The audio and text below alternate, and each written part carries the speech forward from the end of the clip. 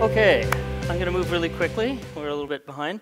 I'm going to speak a little bit quickly, but I've given a PDF to Leandro of all the slides, so don't feel like you have to copy everything down. I need to thank you both, and Leandro as well, and probably Katrine out there for inviting me here. I'm very honored to be here, and especially to Birgit for having the foresight to start this community a decade ago. I'm overjoyed and honored to be a part of this community finally. Oh, we're up, great. Okay, so a little bit about me. Unlike almost everyone in this room, I have an automobile design degree as my design degree, but as most of the rest of you probably that are over 35, my design path has been through starting with print and information design and then moving into interaction design when it actually existed. And then I've been writing a lot of books and doing a lot of corporate strategic consulting around experience and experience strategy. But these days I'm an academic, so maybe I differ from many of you in your personal experience. But I come from a very similar space, and I take a very designerly view of the world of things like service design and now of business.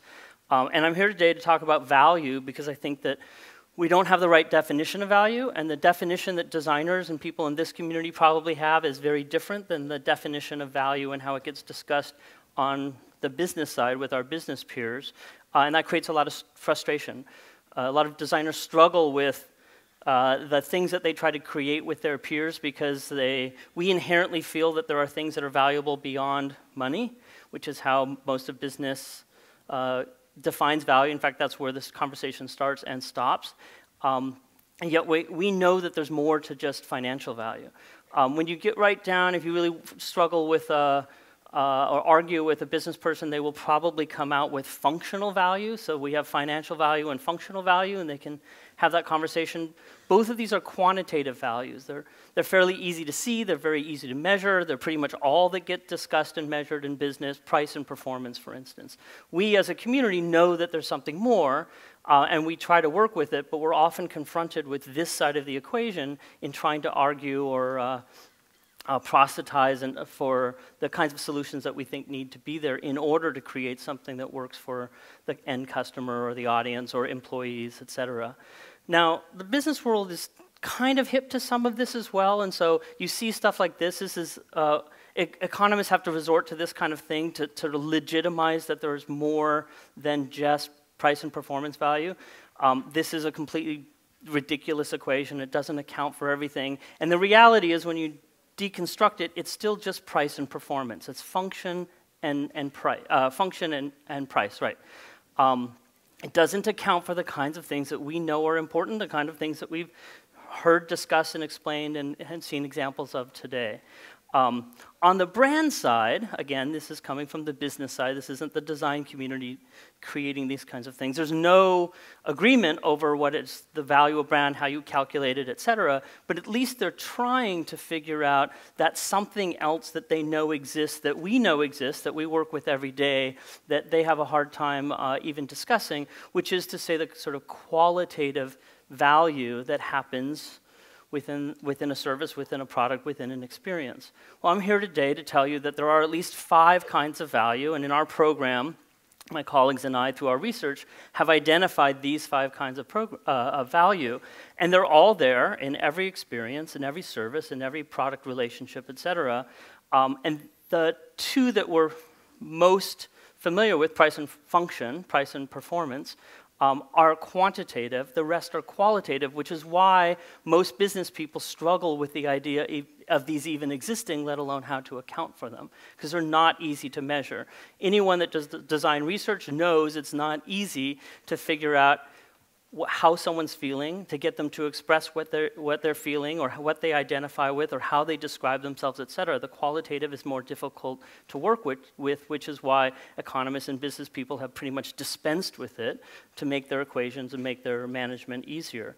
All experiences are more than just functional and more than just financial. And right or wrong, we mediate our identities through the kinds of things around us, whether they're brands or whether they're objects or whether they're clothing or houses or jewelry, et cetera. The reason why this is all important is that the only place that value ever exists is in the concept of a relationship. We design relationships.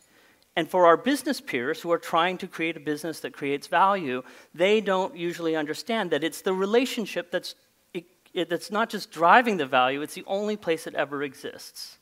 Now, we don't have to pay our family and friends usually to have relationships with us, but everything I'm going to talk about today works for personal relationships the same way they work for commercial relationships. It's all the same fundamentals because all 5 of these mechanisms of value are always there working. Now, a healthy relationship is one where this value is mutual, but the problem with many business relationships is that they're not healthy because business processes are easy. It's too easy using traditional business processes to forget the value that is other than financial, the fact that it's all human, and the fact that it's bidirectional. Most business processes are so sort of self-centered and self-focused on their own needs that they forget that their customers, their partners, their other kinds of stakeholders, they need to provide value in some mechanism on one of these 5 ways in order to get financial value back, in order for someone to buy something from them.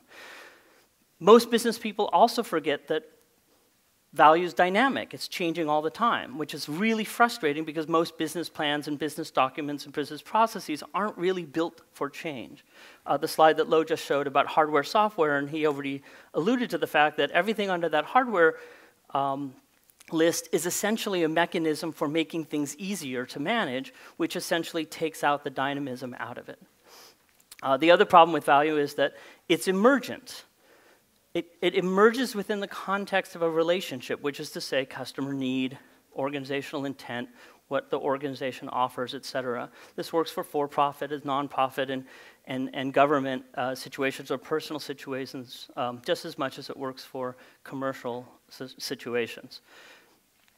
So this need for us to focus on relationship if we want to create the right kind of value is really important, but we don't necessarily have the tools to even discuss this, and certainly on the business side, the conversation is so nascent and just at the beginning of being able to accept this kind of qualitative aspects to the value that they do, because none of this shows up on spreadsheets. So an essential problem with business is that businesses are hyper-focused, both with a certain kind of business dogma about what's important and what exists, and the business tools are fundamentally quantitative. So our business peers struggle with the qualitative, which is where everything important happens, and it's up to us to bridge that conversation and help them see the value that we know is there. But this all comes back to relationship, because that's the only thing that really matters here is the design of relationships. And the reason why experience is important, which is all experiences, is that it's the only moment when relationships are established and evolve. Relationships happen within an experience. If there's no experience, there's nothing happening in the relationship. Whether it's a certain touch point or something that happens to our customers or employees' lives between touch points. And it doesn't matter whether it's a product or a service or an event or an environment or policy or any other kind of experience, that's the only place that relationship happens, which is why relationships are so critical. If you want to create a great relationship with someone, if you want to create great value for your organization, whether that's measured in money or measured in effectiveness or measured in something like impact, you have to focus on the relationship. But in order to do so, we have to divorce ourselves from this idea of only focusing on the quantitative. So this is the system of relationships that we get to play in. It's a system in business, it's a system in NGOs, in government, et cetera, and it describes what we see every day when we talk to users and customers, because it's a system that essentially describes the value. And it doesn't matter if you're talking about citizens or brands or agencies or companies, our relationships to things are bounded by these 5 forms of value. So just as in civic innovation, just as in NGOs, the same mechanism of relationship and those 5 kinds of value are active. And so these 5 kinds of value are price or function or financial value, function or functional value or performance, emotional value, identity value, and meaningful data value. And that meaningful value is actually the deepest, it's the strongest, it's the most powerful form of value that gets passed back and forth in a relationship. So we teach our students, for instance, to focus their strategy on building that, and the rest sort of falls into place and follows that strategy. This describes the world that we work in, the quantitative versus the qualitative. And it shouldn't really be a versus, it should be the quantitative and the qualitative. But because our business peers often have this sort of traditional view of how things should be done, and they have these tools that pretty much ignore everything but financial and functional value, functional if you're lucky, it turns into almost an adversarial relationship because we have to constantly, what's the word? We have to promote the idea that the qualitative is also important, and it's often the most important part. In businesses, the qualitative is almost ignored completely or non-existent in any kind of organization's decision-making process. But it's always driving customer decisions. Our customers live in a qualitative world regardless of whether business follows it, notates it, works with it, or designed with it. Who's here has ever heard someone say, no one's going to pay more for things? We have to get the price down. Just a couple? Geez, I'm really surprised there. Almost always in this situation, look at the watch they're wearing or the phone that they're using. Ask them what car they drive. Look at the clothes that they're wearing. Because I guarantee you, the people who say this don't even believe it themselves. They're not wearing the cheapest watch they could find. They're not wearing the cheapest clothes. And they're not driving the cheapest car if they have a car at all. Business people don't even believe this, but they have been sold a dogma in MBA programs, and MBAs have ruined the world, which is why I'm making more, but the right kind of MBAs. But our peers on the business side who don't understand design, who don't see the qualitative in life, they literally don't see it in their own lives because they don't act in accordance with what economics has told them. Lavrens earlier talked about the Chicago School of Economics. If I had the chance to go back in time, I know all of you would like go to dinosaurs or Egypt or in the future and do really interesting things. I would go back in time about 70 years and kill the Chicago School of Economics before it ruined everything. Because what comes out of that way of thinking is that the quantitative is all that's important, the qualitative isn't important, and 70 years later, you get the United States. Now, I'm sorry. We're the ones responsible, and I'm sorry, and especially if you're from the US, I'm sorry that you get the responsibility for having to put the qualitative back into the equation, which isn't going to be easy because we don't really have the tools developed yet that we need, although I'll show you a couple in a second. But we also have the opportunity to help our business peers, those quantitative optimizers, and you need them in companies. You can't run a company well without them, but when they're in a decision-making process or a decision-making responsibility and that's all they see, it's our job, it's our responsibility to help them see what they're missing, to see their blind spot. And one of the ways we can do that is show them that they don't even believe this themselves in their own company. If you've ever heard that people are rational actors, the fundamentals of Chicago School of Economics, please someday introduce me to one. Because I've never met a person that was a rational actor. And that's a compliment, actually. So we have this quantitative, qualitative, and when we add them up, the quantitative and the qualitative, we get a new definition of value. It's total value. It's all of it. And why wouldn't someone in business want the whole pie? Even though the qualitative side is a little bit more difficult to work with, and it sort of goes against everything that we're told about, how to manage and how to plan and how to, run spreadsheets and income statements, et cetera. It's essentially the fact that there's this blind spot they have for qualitative value, which another way you could say that is premium value. And premium is a word in business that people respect. They like to make a premium. They understand premium services. This is where premium services lie, underneath the water where most business people can't see them. Yet every business person wants that value, and I'll give you a quick example. It's a little bit old now, but it takes a little time to get the access to the numbers. So 2 years ago, when Facebook bought Instagram, they paid $1.1 billion for it. And at the time, everyone went, huh? That's crazy talk until WhatsApp, and then now it looks like a bargain, right? Can anyone tell me what the quantitative value of Instagram was at the point? What was their book value about? Anyone have a guess? I'm sorry? Well, that's what it might equate to, but literally, how much of the 1.1 billion was book value, their assets? Close, it was $86 million. So the quantitative value here represents about $86 million. If you do the math, what's the qualitative value worth? It's the rest of it, right? And so if you're talking to a business person, business people are really comfortable with that top number, with the quantitative. They really, really want the middle number, the qualitative, and they don't know how to build it because they're using tools that only emphasize the quantitative. Yet they want all the value of the qualitative. That's where we come in, because we know how to build that value. But they have to let us do it, which means we have to convince them to either be courageous or turn the other way and just let us do what we need to do, or join a conversation that values the qualitative part. And this is the difficult part because we don't even really know how to work with it that well.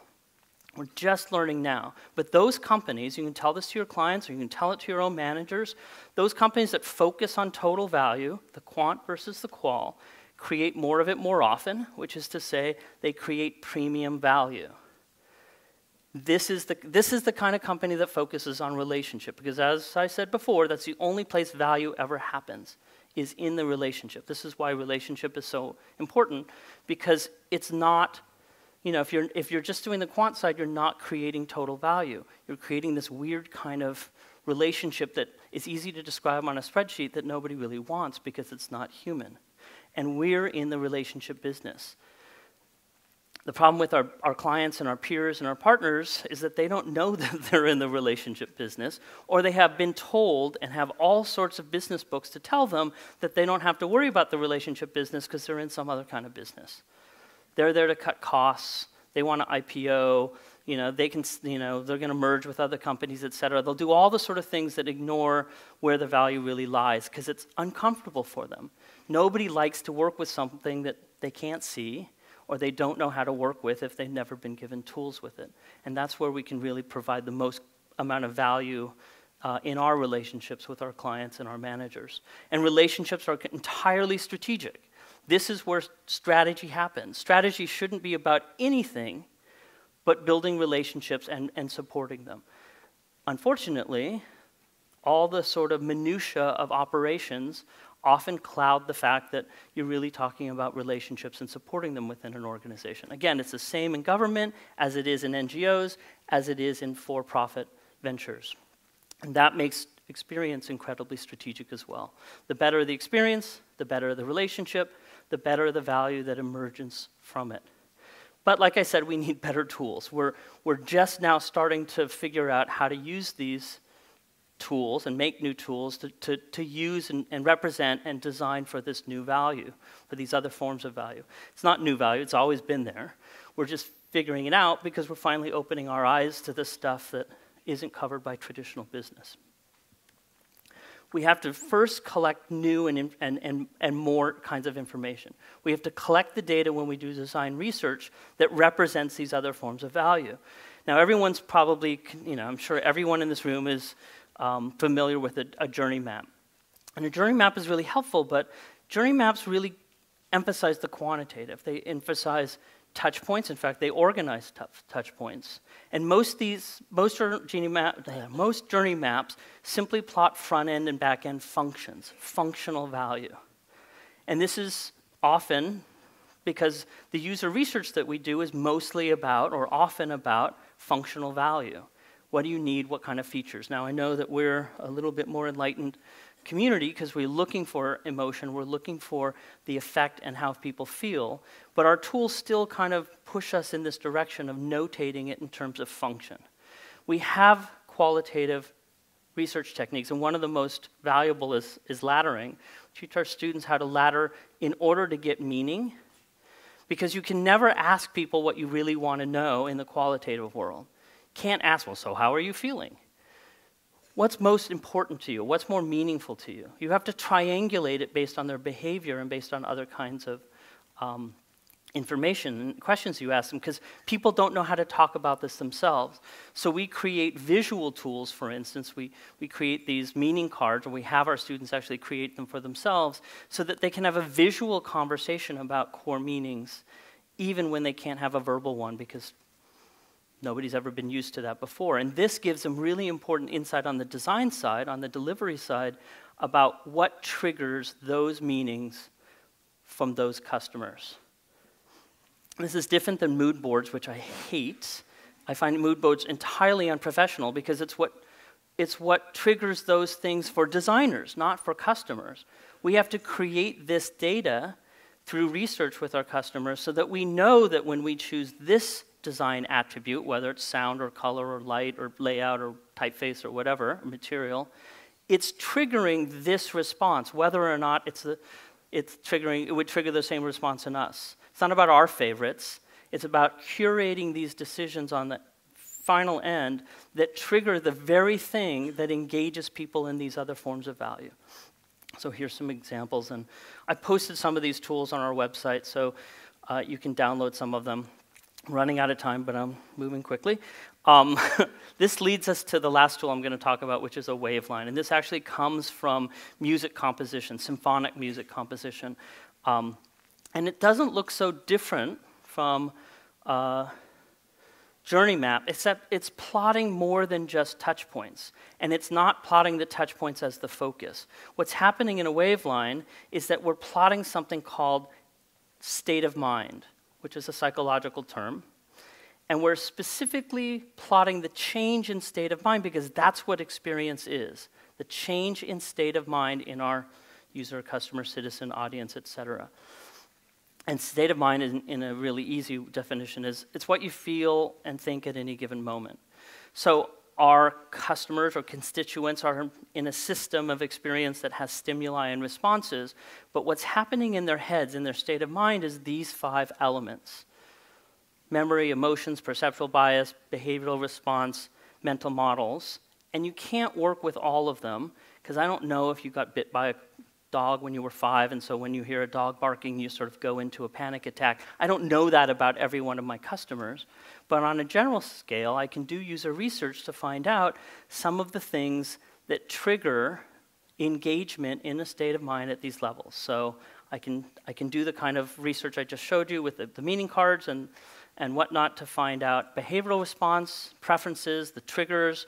I can do laddering to figure out someone's priority core meanings and how they express them. That gives me mental models. I can use emotions on a grand scale to trigger that, and then I can put them all into this Waveline to help me design a story, because that's what we're designing.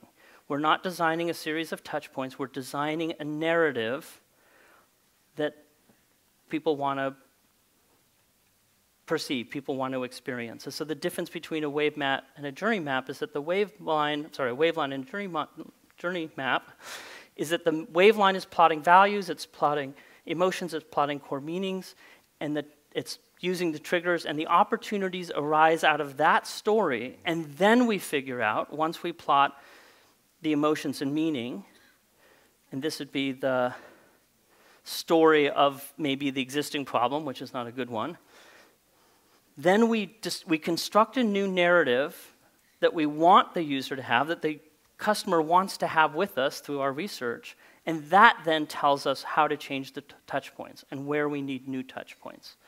That constructs the story of the solution, but the story is about a narrative journey of emotions and meaning, and then we get a Waveline. So that's about it. I'm out of time. I'm sorry about that. Come on, finish. There's actually 2 slides. We're almost done. Well, yeah. So this, by the way, comes from a company called Scansion. I should say that it's up in the corner. And Scansion is in San Francisco. They're the only ones doing this on this level. They are way ahead of a lot of people, and they know that not only the kind of research, but then how to have the conversations with their customers through this whole journey of doing this kind of consulting.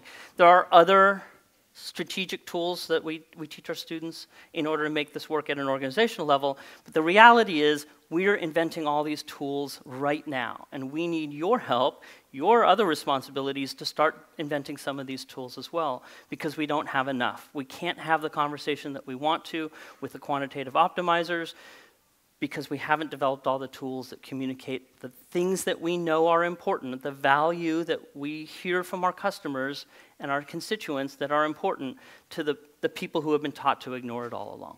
And with that, I'll say thank you, and I'll talk to you later. Thank you very much.